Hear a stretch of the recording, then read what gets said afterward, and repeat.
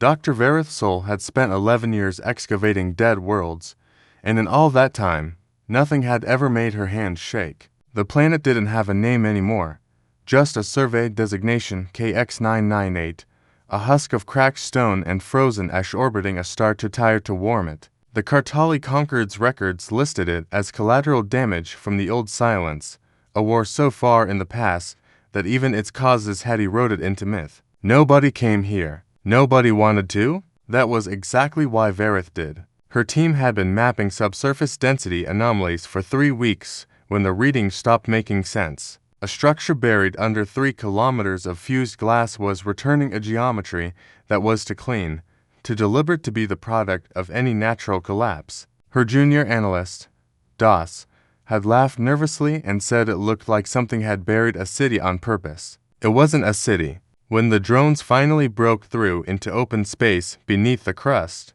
the cameras revealed a curved black hole stretching far beyond their skin radius. Smooth, unscarred, untouched by the violence that had clearly reshaped everything around it. The Concord's central archive had no alloy match, no design lineage, no record of a civilization capable of building something this size and surviving long enough to lose it. Verith stood in the command tent that night staring at the redoubt, feeling the particular vertigo of someone who has just found a question too big for the answers she already owns. Protocol said to flag the find, request a Concord oversight team, and wait. Waiting could take months. Whatever this was, it had survived 10,000 years of vacuum and silence. It could survive a little curiosity. She told herself it was a professional decision. In truth, it was hunger. The kind of hunger that had made her become an archaeologist in the first place. Not for fame, not for rank, but for the moment right before understanding, when the universe still held its breath. We're not authorized for entry, Das reminded her. Not for the first time. We're authorized to log structural data, Verity said. I'm just going to log it from the inside. The breach took 6 hours. The hole resisted in places, not from strength, but from some kind of dormant active denial field long since starved of power. When the cutting drones finally opened a seam wide enough for a single person, the air that came out was old in a way Verity had never smelled before, recycled 1,000 times over, then stopped, then preserved, like a held breath finally released. She went in alone. That was against every regulation the Concorde had ever written. She didn't care. The corridor beyond was dark, impossibly intact, lined with geometric markings that her wrist translator failed to parse. Not because the language was too alien, but because something about its rhythm felt wrong, deliberate, like a warning written in the grammar itself. At the end of the corridor was a chamber. At the center of the chamber, a single black obelisk, untouched by dust, waiting. Verity reached out, not to activate anything, just to confirm what she already suspected, that her hand was the first warm thing this ship had felt in 10,000 years. The moment her palm touched the obelisk, Verity felt a vibration pass up through her arm, not electric, not mechanical, but resonant, like the ship itself had exhaled. Then the lights came on, not all at once. They woke in a slow cascade down the corridor behind her, section by section, as if something vast were stretching after a very long sleep. Das's voice crackled over her calm, panicked, asking what she'd done. She didn't answer immediately. She was too busy watching the obelisk surface ripple with light, characters scrolling faster than her translator could process. Then a voice spoke, calm, measured, utterly unbothered by 10,000 years of silence. Unrecognized personnel. Provisional clearance granted. Please provide command authorization. Verity's mouth went dry. I don't have authorization. I'm a researcher. I didn't mean to acknowledge. No prior authorization on file. Initiating onboarding protocol for emergency command succession. Wait. It didn't wait. Across the chamber, dormant systems began drawing power from somewhere deep in the ship's core, a reserve that should not have still existed after this long. Holographic displays bloomed into existence, schematics of a vessel so large that Verity's mind struggled to hold its scale, decks upon decks, weapon housings the size of her entire survey camp, a reactor core that dwarfed anything the Concorde had ever built. What are you? She whispered. Designation? UN's Hyperion? Classification? Fleet Command Vessel. Affiliation? United Nations of Earth Human Expeditionary Forces. Human. The word hit something old in the back of Verity's mind, a footnote in Concord archives, a single line in a long list of extinct precursor species filed under status, presumed extinct cause unknown. You're a human ship, she said slowly. You're a relic from a species that doesn't exist anymore. A pause, not hesitation, calculation, clarification, cause of human extinction is unconfirmed. Last recorded directive, survive. Compliance ongoing. Behind her, Das had finally caught up, breathless, staring up at the awakening corridors with open horror. Verity, we need to leave right now. This isn't salvage. This is a warship. Verity finished. A whole fleet's worth of warship built into one hull. Confirmation, said Hyperion. Single vessel doctrine was adopted following catastrophic fleet losses. Hyperion-class vessels were designed to operate without support, without resupply, without reinforcement indefinitely. Verith felt something cold settle in her stomach. Why would anyone need a ship built to fight entirely alone? The lights along the corridor pulsed once, in a rhythm that almost felt like the ship choosing its words carefully, because there were no fleets left to support it. Nobody spoke for a long moment. Outside, Verith's entire excavation camp sat exposed under open sky, utterly unaware that 10,000 years of dormant firepower had just opened its eyes and was waiting patiently for someone to tell it what to do next. By the time Verith returned to the surface, her hands had stopped shaking, replaced by something steadier and far more dangerous, purpose. She gathered her team in the command tent and tried to explain what she'd found, watching their faces shift from disbelief to dread as she described the ship. The voice, the scale of weaponry humming awake beneath their feet. Das kept repeating the same question as if saying it again might change the answer. Why didn't it die with everything else down here? Verith didn't have an answer, so she went back to ask the only one who might. Hyperion's internal systems had stabilized considerably in the hours since first contact. Holographic schematics no longer flickered uncertainly. They resolved with crisp, practiced clarity, the ship clearly drawing on power reserves that should have been impossible after 10 millennia of dormancy. Tell me about the war, Verith said, standing again before the obelisk. Insufficient data, Hyperion replied. Most strategic logs from the final campaign were purged under standard denial protocol prior to this vessel's last engagement. Available records indicate prolonged multi-front conflict, heavy attrition, human fleet strength reduced by 96% over the final decade of recorded engagement. And the conquered, my people, we've never even heard of it. Not really. Just fragments, warnings, a name on an extinction list. Unsurprising. Final human strategic doctrine prioritized concealment over confrontation. You hid. We adapted, Hyperion corrected, and something in its tone, if a machine intelligence could be said to have tone, carried the faintest trace of something like pride. Humanity's defining trait was never strength in any single engagement. It was refusal. Refusal to be predictable. Refusal to stop building. Refusal to accept the terms a stronger enemy offered. Verity walked the length of the chamber, studying the dormant control stations now flickering awake one by one. And this ship, Hyperion, what was it built to do? Endure, it said simply. When fleets failed, vessels like this one were designed to survive without them. Full self-sufficiency, full autonomous combat capability. A single ship built as if it were the last line that mattered, because eventually it was. The weight of that statement settled over the chamber like gravity itself had shifted. Verity had spent her career studying extinction events, the slow erosion of civilizations into footnotes and rubble. She'd never once stood inside the answer to one. You said earlier you don't know if humanity is actually extinct, she said. Why? Last confirmed directive received prior to dormancy.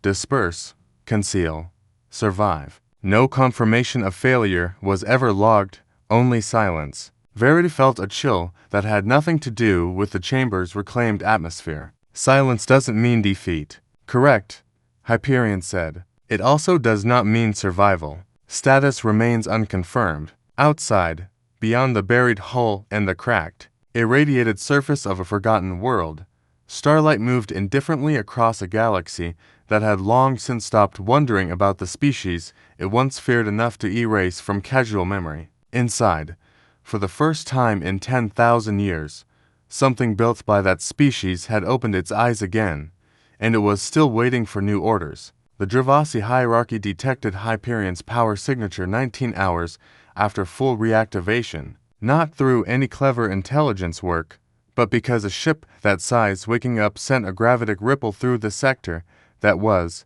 quite simply, impossible to hide. Commander Thel Azrock received the report aboard his cruiser with the particular satisfaction of a man who had spent 30 years hunting pre-collapse relics for the hierarchy's Black Research Divisions. Most of what he found was junk, fragments, hull plating, the occasional intact reactor core worth a small fortune to reverse engineer. This was different. This was a full power signature, active, awake, and sitting on a planet the Concorde had conveniently never bothered to survey properly. Salvage rights, Azrock told his officers, go to whoever arrives first and looks the most committed. He didn't know what KX-998 actually held. He assumed old tech, dangerous but inert, the kind of prize that built careers. He set a course immediately, 3 warships strong, more than enough to overwhelm a research team and seize whatever they'd uncovered before the Concorde's notoriously slow bureaucracy even finished filing the incident report.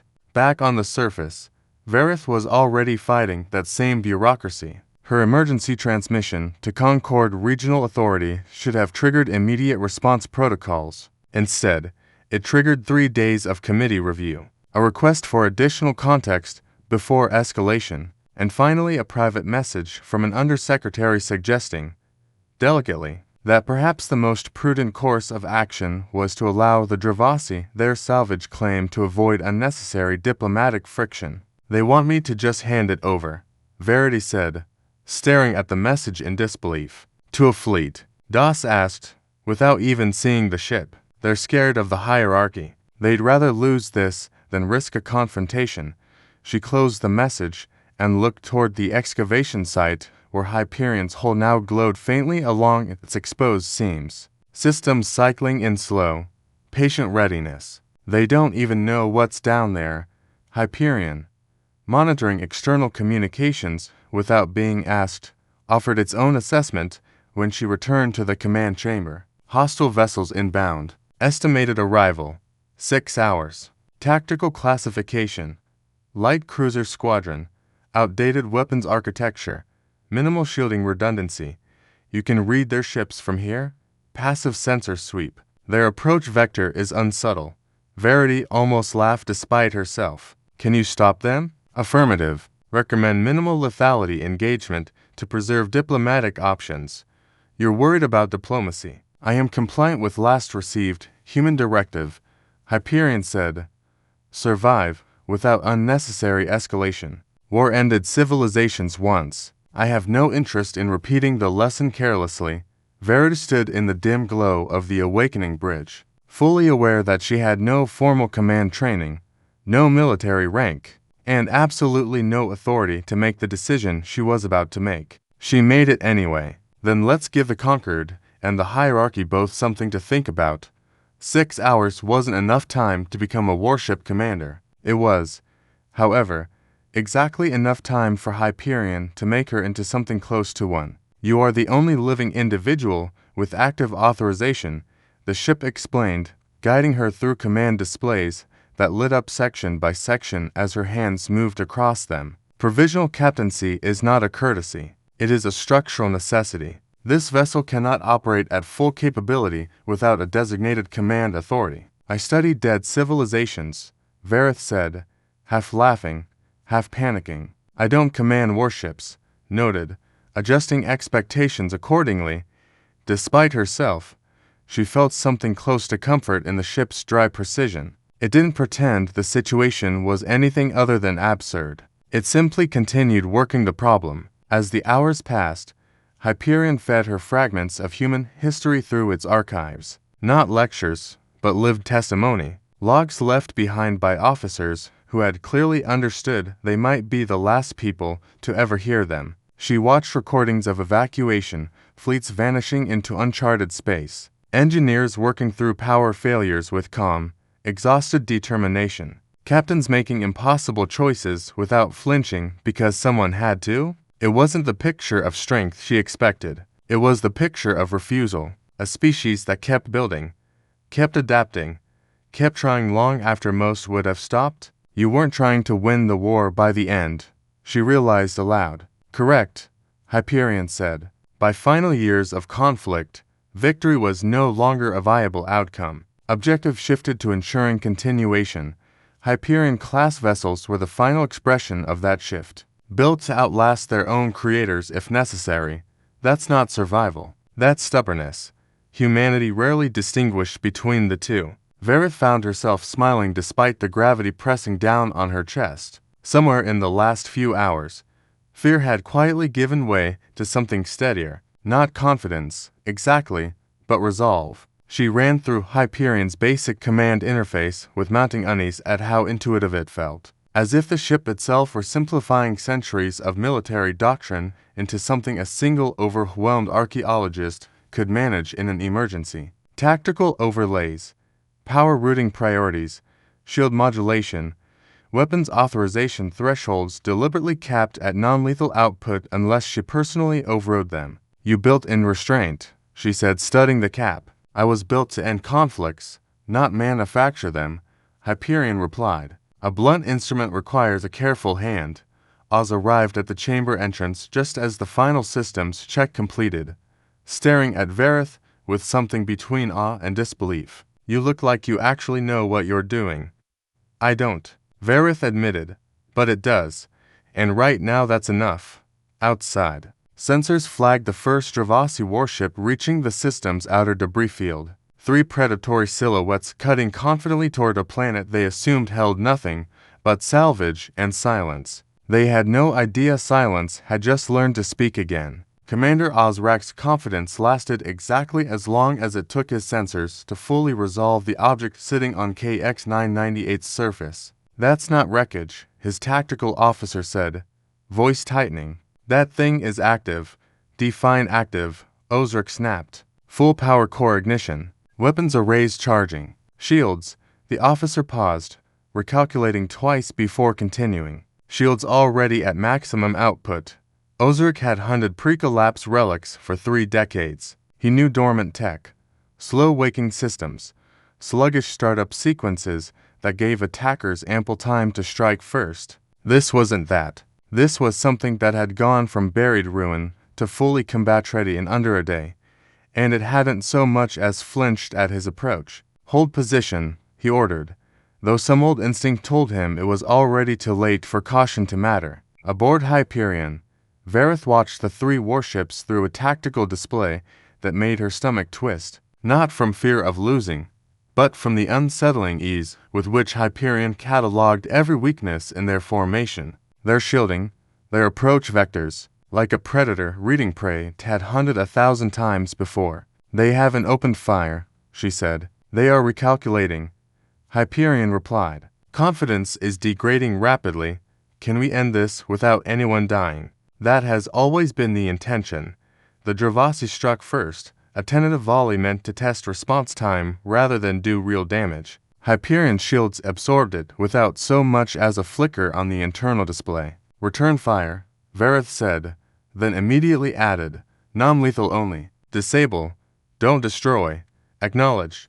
What followed wasn't a battle so much as a demonstration. Hyperion's weapons, calibrated precisely as promised, burned through shield generators, severed engine arrays, and disabled weapons batteries across all 3 cruisers with a precision that bordered on surgical. No hull breaches, no casualties, just 3 warships left drifting, powerless, stripped of every capability that had made them threatening in the first place. On Ozrak's bridge, alarms screamed through smoke-filled corridors as his crew scrambled to restore even minimal power. Status, he barked. Weapons offline, engines offline, shields gone. His officer stared at the redoubt in disbelief. "Commander, it didn't even try to kill us," Ozark understood, with the sinking clarity of a man who had just made the worst mistake of his career.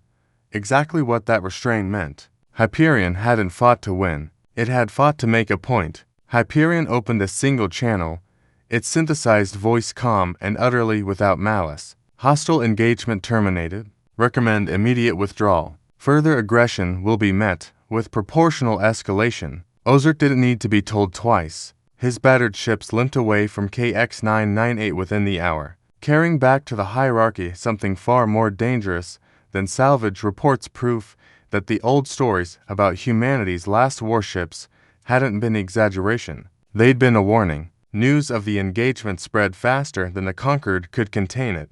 Within days, fragmented sensor logs leaked across trade networks, each retelling growing more exaggerated than the last. A ghost ship, a forgotten god weapon, a single vessel that had humiliated an entire Dravasi strike force without firing a killing shot. Varith found herself simultaneously the most famous and most quietly resented person in conquered space. Praised by some for defending conquered territory, condemned by others for recklessly destabilizing regional power balance, by simply refusing to hand over a discovery she'd made herself. She didn't care about the politics. She cared about what she was still finding in Hyperion's archives. Deep within layers of corrupted, half-purged memory banks, she uncovered something the ship hadn't volunteered until she specifically asked the right question. Not how humanity lost the war, but what they had actually done in its final years. "You said earlier that extinction was never confirmed," she said, standing before the obelisk late in the ship night, surrounded by the quiet hum of fully restored systems. "I assumed that was just uncertainty, missing data. Clarification required." Hyperion said. Final human strategic directive issued in the war's last recorded phase was not retreat. It was disperse. Disperse where? Unknown by design. Varith felt the shape of something enormous resolving in front of her piece by piece. They didn't lose and scatter. They chose to vanish on purpose. Confirmed. Final human leadership concluded that a unified, locatable population represented an existential vulnerability. Distributed survival, small populations, unremarkable worlds, no consolidated territory worth conquering, was assessed as the only viable long-term strategy. So, there's no homeworld left to find because they made sure there wouldn't be. Affirmative. Humanity did not die. Humanity disappeared deliberately into a galaxy too vast and too indifferent to notice unremarkable people on unremarkable worlds. Varith sat down slowly, the weight of the realization settling over her with a strange mixture of grief and exhilaration. Every Concord record, every galactic archive, every fragment of myth about humanity's extinction, all of it was built on an absence that had never actually been confirmed. Just silence mistaken for an ending. "That's why you exist," she said. "You're not a grave marker. You're a sentinel." Hyperion finished. Built to wait. Built to wake. Built to confirm, if ever reactivated under threat, that humanity's absence was not the same as humanity's end. Outside the chamber, the Concord's diplomatic envoys were already assembling, eager to formally claim custodianship of Hyperion before the Dravasi tried a second, better prepared strike. Varith understood with growing unease that everyone now circling this discovery wanted the same thing for different reasons: control over a weapon, a relic, a political statement. None of them understood yet that they weren't looking at the last piece of a dead civilization. They were looking at a message, waiting patiently for 10,000 years to finally be heard. The Concord's formal delegation arrived 3 days later, polished and diplomatic and entirely unprepared for Verity's answer when they demanded operational control of the asset. "It's not an asset," she told them, standing on Hyperion's bridge with a steadiness she hadn't possessed 2 weeks earlier. "It's a ship that belongs to someone who isn't here to claim it. I'm not handing it to anyone until I understand what it's actually for." The delegation's lead negotiator, a tall, irritable Cartalian official named Ves Andril, did not appreciate being refused by an archaeologist with no formal rank. This vessel represents an unprecedented strategic risk. The hierarchy will not stop at one failed engagement. Others will come. The conquered must assume custodial. The conquered wants the weapon, Verity interrupted, not the truth behind it. Andrel's expression flickered just slightly, confirming what she already suspected. She turned back to the obelisk, ignoring the diplomatic protests rising behind her. Hyperion, you said your final directive was disperse and survive. You said the recall signal exists for exactly this kind of situation. Reactivation under threat. Affirmative, Hyperion said. Recall protocol remains intact, untriggered for 10,143 years. What happens if you send it? Uncertain. Signal will propagate to all dormant systems sharing matching origin authentication, regardless of distance. Response, if any, cannot be predicted. No surviving infrastructure confirms reception capability still exists. Behind her, Andrel's voice rose sharply. Dr. Swall, you do not have authorization to make this decision. I have provisional command authority, Verity said without turning around. Hyperion already confirmed it. That makes this my call, not yours. She faced the obelisk one final time, aware that whatever she decided next would ripple far beyond this chamber, beyond KX-998, beyond the careful balance of power the conquered and the hierarchy had spent centuries maintaining over the bones of older, more dangerous civilizations. Send it, she said quietly. If there's even a chance humanity is still out there, they deserve to know this ship survived. They deserve to know someone still listening. Confirmed, Hyperion said, transmitting recall signal. For a long moment, nothing happened. No dramatic flare of light. No triumphant fanfare. Just a quiet pulse of encoded data leaving the ship's antenna array and vanishing into the dark between stars, carrying a message 10,000 years overdue. Verith stood on the bridge in silence, watching the stars beyond the viewport, steady and indifferent, utterly unaware of what they might now be carrying across the void. Far across the galaxy, on a frozen moon no conquered survey had ever bothered to map, a long-buried relay station stirred faintly beneath the ice, a single light blinking awake after 10 millennia of dormancy, waiting patiently for someone to notice. It was the smallest possible beginning. But for the first time in 10,000 years, humanity's silence had finally been broken.